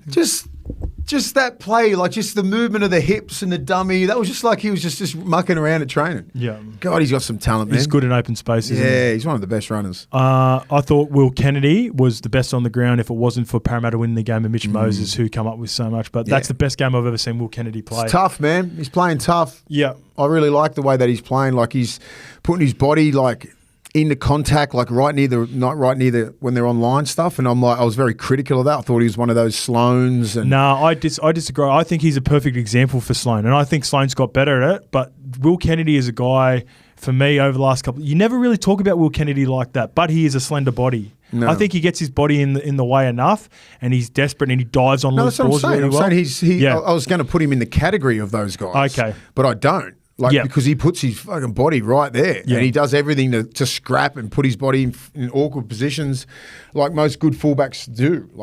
His attack is easy. Yeah, he's just a natural attacker, man. From anywhere, his positioning is great. He's up there with the best. He's similar to Gutho, isn't he? Yeah, they're similar players. Gutho's just a little bit thicker. Yeah. But him, open field. They're workhorses. They leave it all out there for the team. Like a little peach. Yeah. David Peachy. Back-to-back losses now for Cronulla. They go to Brisbane next week. They travel to Brisbane. Could be huge. 3. See what happens with NICHO out of this game. This is like a huge game for them already because momentum's big. They were going really well. They got humbled against the Penrith Panthers. I think, understandably, you picked Parramatta, and even though I was on the Sharks, I could see a world. Desperation because I just thought if they lose this game, they're definitely not even going to be in a run for this. They got to pick all these games. They're missing no one but Hopgood, and he's replaceable, right? Just get in, just try and get go on a 4, 5, 6 game run, get near the 8, and then just go from there. But they needed that game more than Cronulla needed it. Okay, but what about the Sharks now? Do they need this game next week? 3 in a row? Can they afford to go 3 in a row? 3 in a row sucks, but they can afford to to lose 3 in a row. Okay. That's it. That's it. Obviously, they don't want to be 3 in a row, but I think it's coming. Okay, mate. Game 2, the Bulldogs 32 defeat the Knights 2, and you are happy with this one, mate. You're laughing at the Knights of this one. It's the ugliest 30. I wrote this down. At the back end of the game, it's the ugliest 30-point win I've seen in a while. But for me, it just sums up the next man up culture and belief that Serrato's got with this Bulldogs at the moment, mate. Because I was felt like Newcastle should have been at least on the scoreboard and playing a lot better than what they were at the start, but. That was terrible. This team just takes the chances. They take their moments, don't they? They're just playing football. Some real open football. They're just playing strong through the middle, and they're defending really well, right? Yeah. All the detail that I've seen the last 18 months that Ciro's been in putting into these guys, right? Downloading it, a lot of information, man. There's a lot of information. And you always said that from day one. There's a lot of information, but it's up to you. It's like, just say your brain is a hard drive, right? And just fucking bang, bang, a lot of information down. I don't know when it's going to download. It could download in 6 months. It could download in fucking 12 months, 10 weeks or whatever. It depends how quick it is. Some people have slow internet speed. Exactly, that's what I'm Takes a saying. little bit If you're not on 5G, I think some of these kids might not be on 5G. They might be on OG. They might have been on 3G. So they're on 5G now. So it's downloading and it's coming out in their football. It's coming out in their football. And I'm like, okay, I get it. Because all the movements and everything like the detail from market, all this stuff that is Xero, right? Xero personified. You can see it. You can really see it. And I'm happy for everybody out there because they've been working their asses off, man. Working their asses off. I'm not saying anybody else, no one's working their asses off, but these guys have been really studying the game. There's a lot of it, as I said, there's a lot of information that Xero gives, and Jason Taylor and all these other coaches, So, but it's mainly defense, man. It is all defense based. That's what I think of when I watch this Bulldogs team. And they fucking work hard for each other, and they run hard, and they just do the little things. And you just got to and I was thinking in this game, we don't have Burton, Kickow, Critter, the guys that really ice things, right? Fox got injured in the last 20 minutes. Fox got injured, but you're next man up. Young kid, like you got to hear the young kid, Lips, old Lipsy. How good was that? He's been fucking outstanding. Did you see the video of him on social media? No. Oh, so he did, you know how they do the phone call to the family now? Oh, okay. He called his mum started crying. She said a prayer for him. It's I'm not even a religious man, but that. But I've known Lips for ages. He's been in the system. That's mad. And when they said, I didn't know his name was Lipoi Hopoi. I just call him Lips. Yeah, Lips. And then Ogre goes, Lips' debut, and I said, he goes, Lipoi. I said, what are you talking about? He goes, Lips. I went, oh, fucking Lips. Yes. You didn't associate Lips with Lipoi? No, I didn't. Because Ogre always calls him Lips, and then he goes, Lipoi. I'm like, Ogre don't hit me with a Lipoi ever. He goes, it was a bit of a confusion. And I said, oh, fuck, because we've had a lot to do in the last couple of years. So Lips very, very fucking proud of him, man. He didn't look out of place either. Should we show Mace? Have you seen the video of him getting his debut? No. I might show you just so you can. We'll watch the first minute of it. It's honestly so good. Yeah, I've got it here. It'll be on the Bulldogs page. You got here like the small ball lineup. Do you reckon it's effective? Watch this, mate. Just have a look. I want to get your reaction on that because it's so good. Oh, I think I did. It's on the Lips. Are you going to come watch my game in Newcastle? Yeah. Oh, how many tickets do you need? He sort of plays a little game to begin with. And the babies. Oh, yeah. What time are you going to come? To the game? Yeah. We're going to leave here about 3 or 4. Oh, yeah. I'll put it up to the mic, Mace. I'm going to make my debut for NRL. What? Yeah. Oh my gosh, are you seriously going? Huh.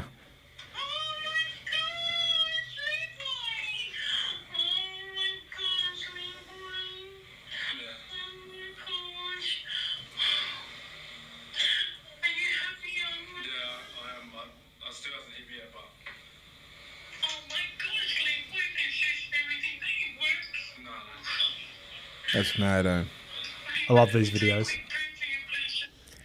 Yeah, she goes through a prayer and says a prayer for him.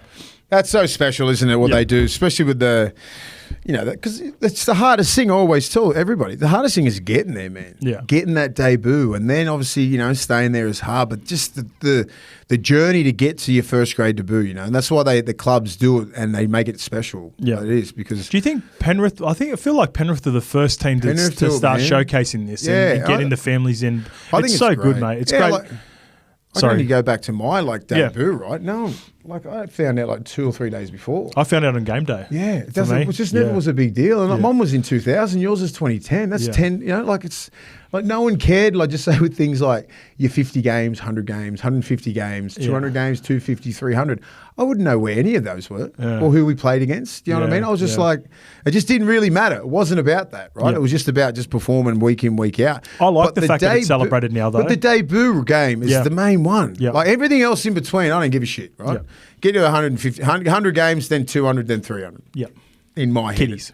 Yeah, but but that's the thing. I'm really happy with the way that clubs are with the debut because this is you never this is you only get one debut. This is special. You only get one debut, and all the rest is just the journey, right? Yeah. You can finish at 100 games, 200 games, 50 games, whatever, but you still get that fucking one debut game, which they should make special. And I'm glad every club is making it special, and it's not getting given by former players and that and whatever how it used to be. It's just by your family because they're the ones that have been with you that whole journey from when you were born all the way to when you make your first grade debut.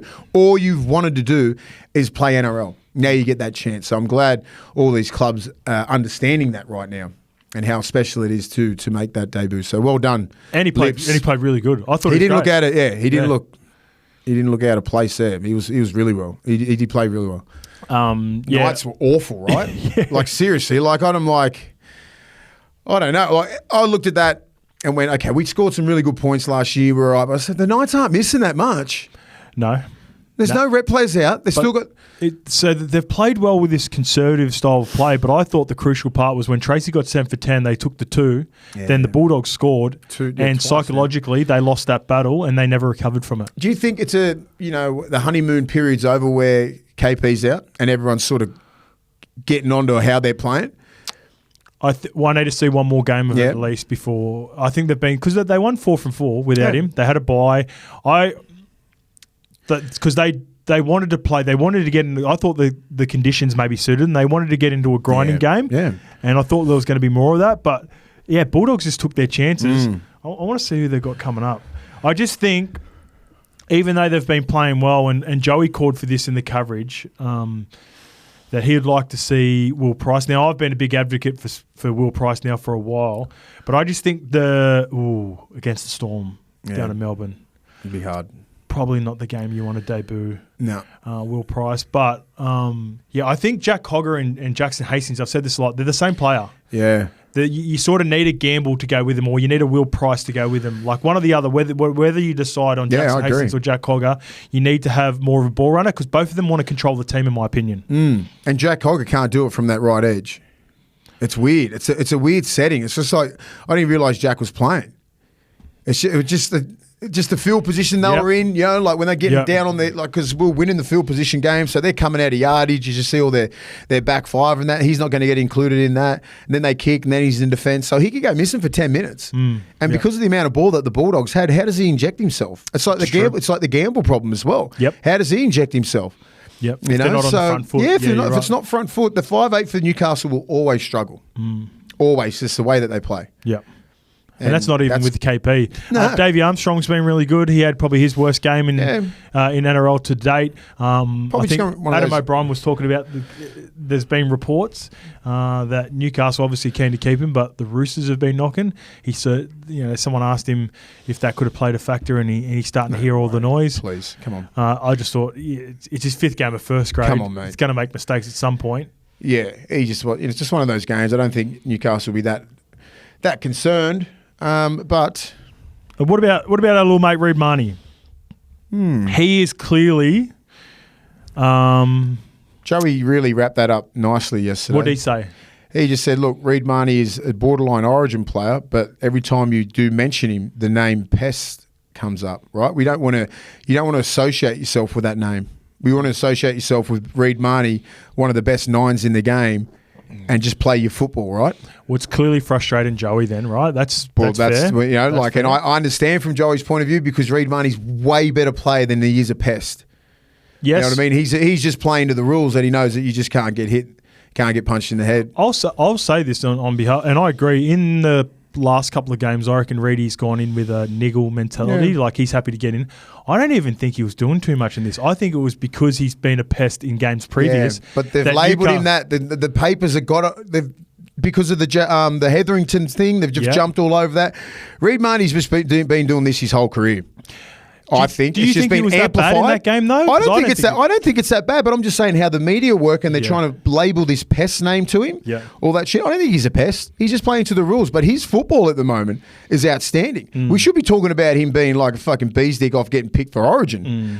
But they keep mentioning all this other shit in front of how good a player he is. So he just needs to clean all that sort of stuff up, and we just start recognising him for what the player is. Do you think Billy would hold that against him if, just say for instance, Ben Hunt, he doesn't play? Maybe. I'm not sure if Billy would like that. Yeah. Or he might like it, right? He might like his little shit stirring half. I think it suits Origin. I think it suits Origin as well because he's getting under the skin as long as it's not affecting his game. Because it's not affecting Reid Marnie's game. Not. He's killing it. His kicking game, He's kicking game was outstanding on the weekend. Yeah. He kicked him into fucking submissiveness. Submission. Is that it? Submission. He kicked him into submission. Yeah. Submissiveness. Fuck off. He kicked Newcastle into submission, and So fucking let's just go with that. I like that, but I actually like submissiveness better. Submissiveness is way better than submission, and I just think we should be talking about his footy.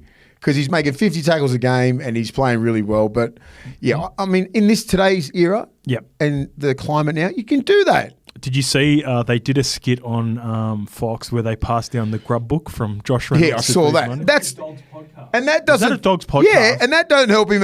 That doesn't help him out anymore, does it? I don't think I don't really care, to be honest. I think he's playing well enough. My thing was that I reckon there's a part of him that's been pulled back on it a touch because, like, just say that game, there was one where, like, Jaden Brayley was on someone where they got a penalty and he sort of pulled him off and then it created a little melee.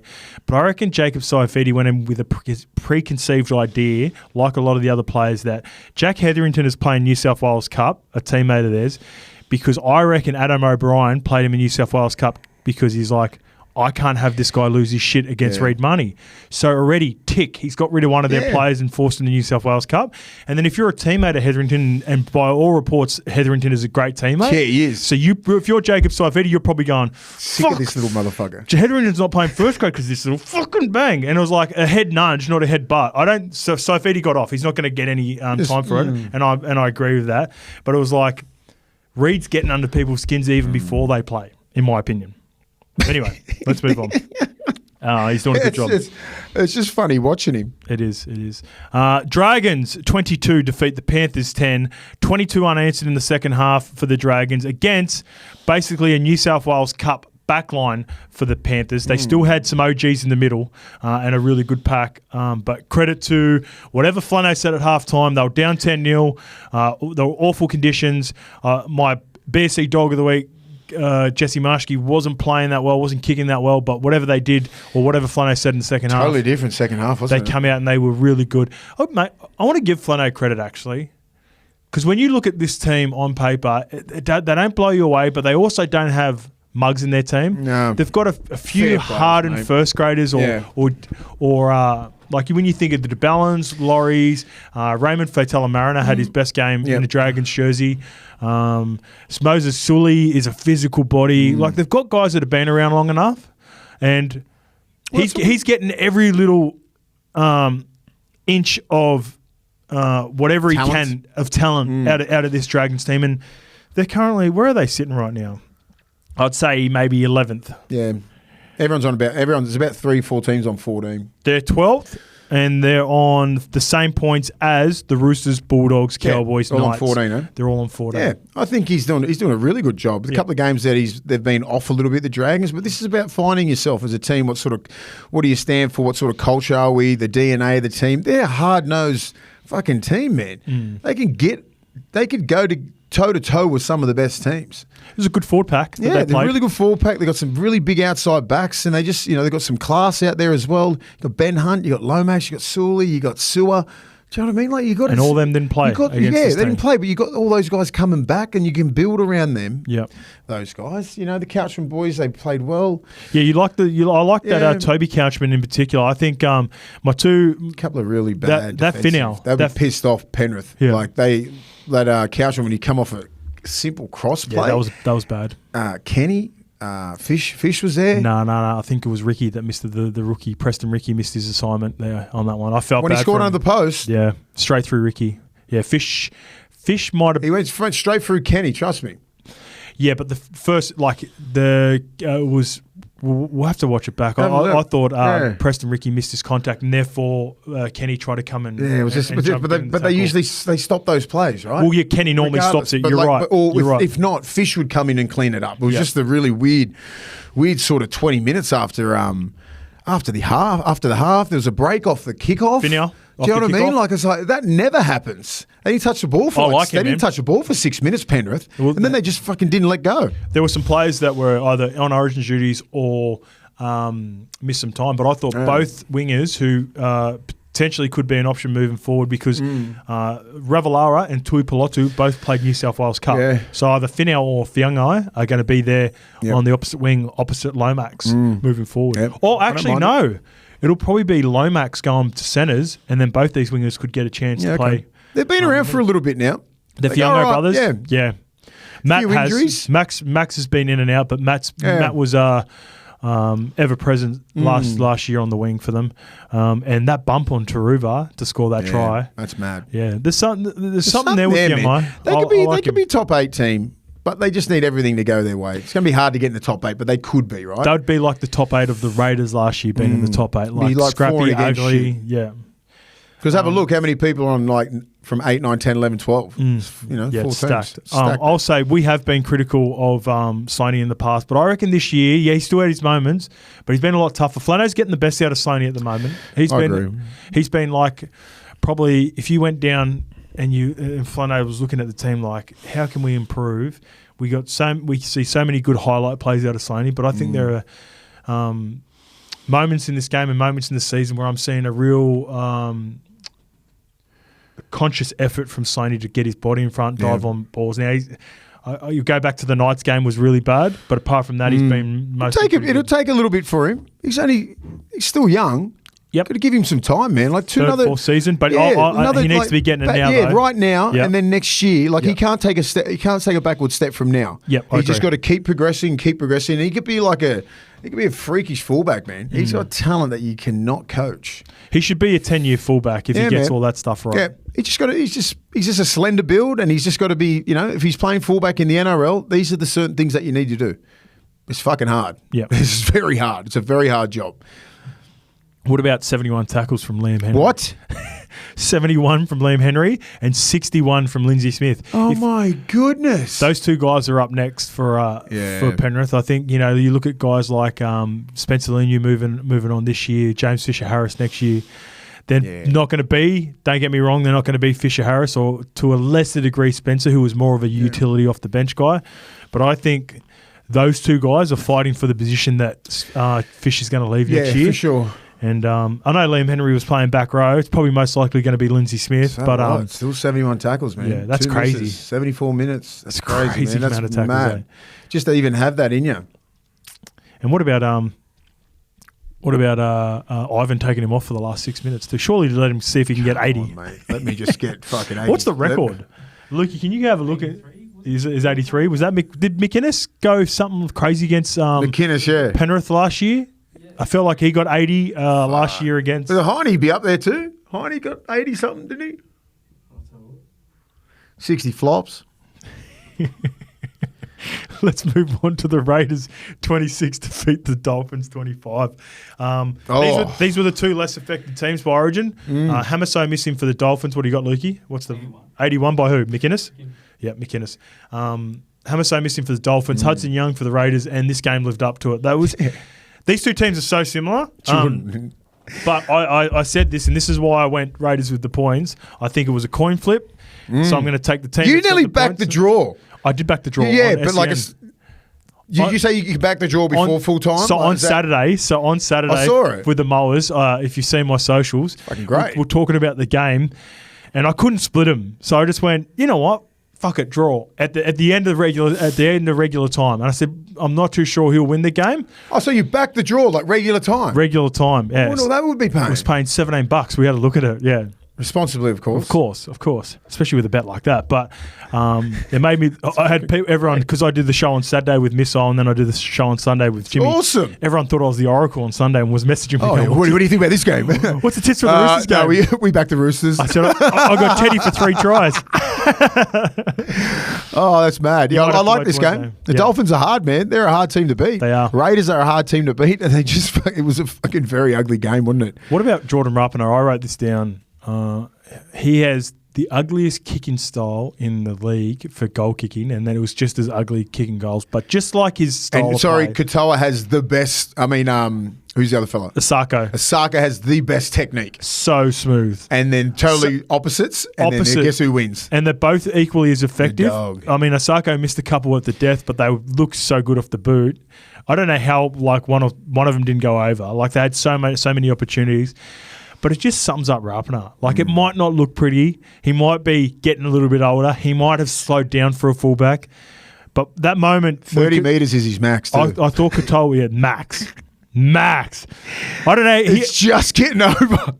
I swear he hit one from 35, but I don't lie. Like, it must have been windy. The wind must have picked it up from 5 metres, 10 metres out. And just from where he was, I thought Katoa was going to ice the game, win the game for him with that little kick. Where he come from, the middle of the field, gets there, shoulder to shoulder, which I agree with. I don't think that was a penalty.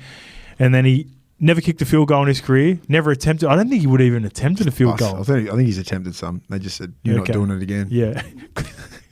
But he is so good to watch. I love what he's one of my... he's one of my favourite players, man. The way that he plays, his energy. As I said, I've never seen a winger have so much energy in one team. Yeah. Right? Like how he goes, they go. They're so unorthodox to try to fucking hard to game hit, plan man. for. He's so weird. Awkward. I've loved what I've seen out of Xavier Savage. I'm not saying this lightly again. I think he can play Origin, Xavier Savage. I think he's the sort of guy, if he continues on this trend this year and backs it up, has a strong preseason, he's going after contact this year. He's another guy like Stoney where Is he a Queenslander? Is he Queenslander? Is he a Queenslander? I thought he might be. He might be. Let me have a look at that. You have a look at it too, Lukey? All right, we'll just keep going then. Yeah, I think he's got the talent to do that. I just want to see him just string a whole year together and just dominate like he does. He's got he's so fast and strong. He's a Queenslander. I don't care. I bet he fucking plays Origin the next 2 years. Yeah. He'd be on their radar. He's got that X factor. It's in the name. There was he had that X factor a couple of years ago, but defensively, he whiffed on a few plays. He's a bit smaller too. He's going after contact. He's filled into his body. He backs himself. Last year he had that jaw problem, then a hamstring problem. That's I think so. So that fucked him. He done his jaw against us in a. It's funny how in a trial game. In that trial game. I remember he said that. It's funny how we have these expectations on young players. He has a good first season and then he doesn't go as well second year. There's part of me that's thinking, fuck, is he done? It's similar to the Angus Crichton because he never fought his way back in there. Sticky said he worked really hard with him, and he's got that talent, man, where it's just he can just blow anyone. Mate, there was a shot he did on Averillo in the first half where I was like, fuck, that's Origin. When he drove him back. Yep. And he lost the ball, and Averillo lost the ball into him. Yeah, I like him. Hope he doesn't play Origin that close. Imagine Queensland. Imagine this. Imagine how I just knew that he was a Queenslander somehow. Yeah. He's got that swag about him. You got that Queensland swag. He could just look good in an Origin jersey as well. Yeah, he would look. Imagine that Mariner. I can see those guys in 3 years being those next guys up. Mariner on the right, Xavier on the left. Imagine the speed and how dangerous the left edge would be. Murray telling he is a gun, and he's probably going to still be there. It's going to be hard to beat him out. Yeah.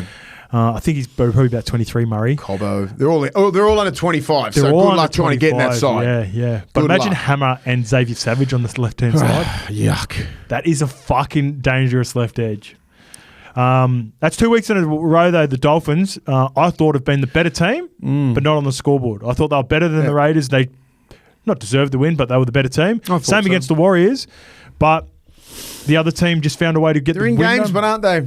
And they're still in the top four. You have to battle the Dolphins for 80 minutes to get them. Yeah, it's ridiculous what they've done in 18 months.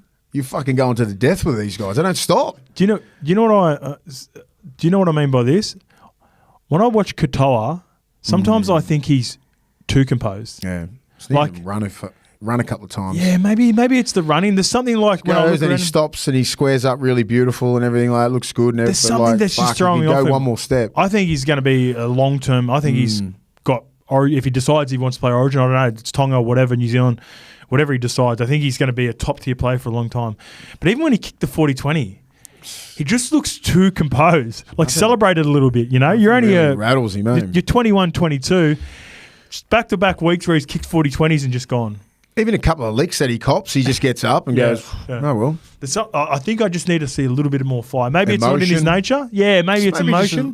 That's just in his demeanour. But it is his I'd demeanour like to see a little bit more, come on, let's go. Yeah. When he does kick a 40-20. Yeah. Just 40-20, mate. You know how hard that is to kick, bro? Fucking, and he made it look like it's nothing, just say something, mate. Yeah. Give him the little, the last dance. Yeah, give me that. Give me something. Yeah. That's the Adam Faneuil-Blake try celebration, eh? But yeah, the Raiders really good 26 defeat the Dolphins 25. Good effort. Last game, the Cowboys 18 defeat the Roosters 16. This is the best win I've seen from the Cowboys in a long time, Mace. They finally controlled the ball, which was crucial. Like both teams were really good. They were missing so many stars, so they played a more negative style. Like they wanted to control the ball more. But what it did was, for the Cowboys in particular, the Cowboys have looked awful defensively through the middle, and I've been really critical of them probably this year. But Drinky was outstanding. The Cowboys didn't turn the ball over all the time on tackles 3 and 4. We're trying to pull the trigger therefore, the Cowboys defensively had more gas left in. That's what it looked like. Yeah, they just didn't just say sometimes for out of 5 sets they would not complete 3. Get to a kick. Yes. And it's just like back foot, having to defend, trying to get off your line all the time. Now they're getting decent field position, and they can start doing some work in defense instead of being defending, just making your tackles, right? Yep. You're defending, fucking putting pressure on in defense. Yes. That's the difference, right? You don't just have you're not coming off your line, you kick from your 30 or 40, they're catching it on the 30, and then you're just trying to do your best. And then it's an offensive kick, and it's just fucking non-stop. You play against good teams like the Roosters and that. They'll do that to you all day. Yeah, and they wanted to win a game like that as well. Exactly. And then they, especially with, Manu at fullback, that's when they're most dangerous because he's going to get in there a lot. It was just... They didn't have their best games. No, they didn't have their best games. I'll say, and the biggest beneficiary of the controlled style was Jason Tomalolo. I think not only did it not gas him defensively, we were able to see some of that leg drive that we've become accustomed to seeing with JT that we haven't seen this year because he's always been so gassed. But understand, when he was at his peak, they were winning most of those things. It was field position. You had JT and Michael Morgan at the helm, man, just kicking you into good positions. It was more control all the time, where he could go, okay, here's the sets where we can go hard. Here's the sets where we can sort of come off our line. All those things were broken down, where it's just now it feels like it's fucking mayhem. We don't know if we're going to complete a set. The modern day game, You know what I mean? 6 to go. It's just all these things have changed.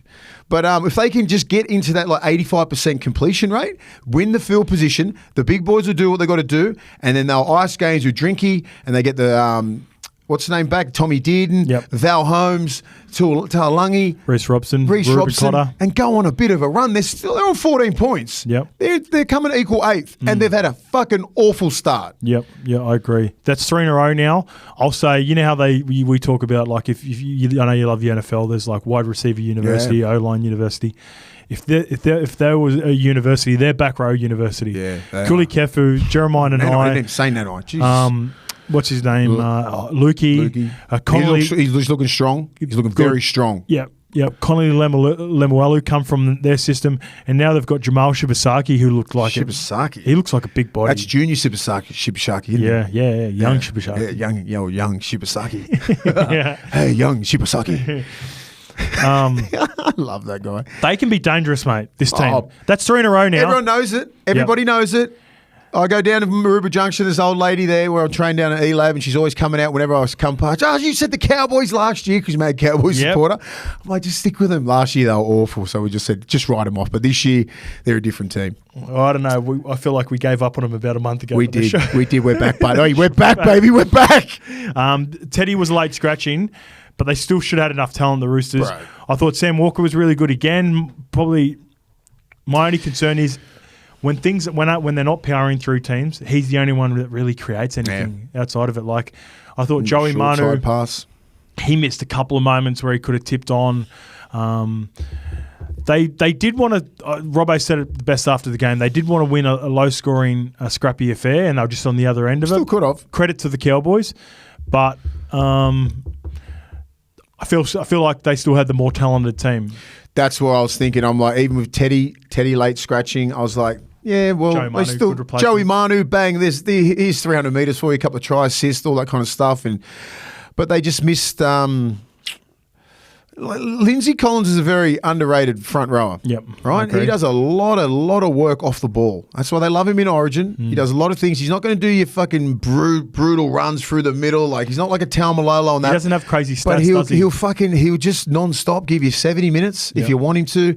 He'll give you 20 hit-ups and 20 tackles, 30 tackles. Hardly any misses. I just think real less than effort that. plays. I think he gives you like 10 to 15. Depends how long he's out there for. Yeah. If you want to leave him out there for 70, he'll give you those numbers. Yeah. You leave him out there for 50, 40, he'll give you whatever it is. But the thing is, he does the 1%ers, which Yes. doesn't allow him to have the big stats, but they're important for the team. Kick pressures. Yep. Work from Marco. He's always sliding in. I was just looking at him.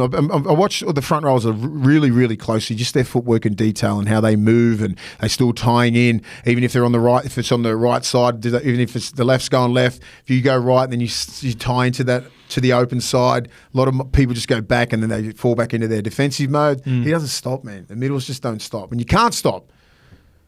Won't stop. Can stop, won't stop. That's it, mate. Really enjoyed that round. Really looking forward to Origin. Let's go. On Wednesday night. All the best for you. We got the preview. When is it? On the Thursday morning? Yep, straight Might away. be a tough carry. Well, do you have any gigs on? Yeah, I'm going out there. Oh, yeah. I'll be out there. I'm calling the game for All SEN. right. So if you don't want to listen to the awful coverage on Fox and 9, Don't. shout out to I watch everything on mute anyway. Just put SEN mute that on. shit and chuck SEN on one. That's what I do. It was. It's going to be me, Jimmy Smith, and Anthony Seibold. The Siebes. Siebes. I love How good's you, that? What a team. All right. Enjoy All right. Origin. We'll see you on Thursday for the review. 13 plus.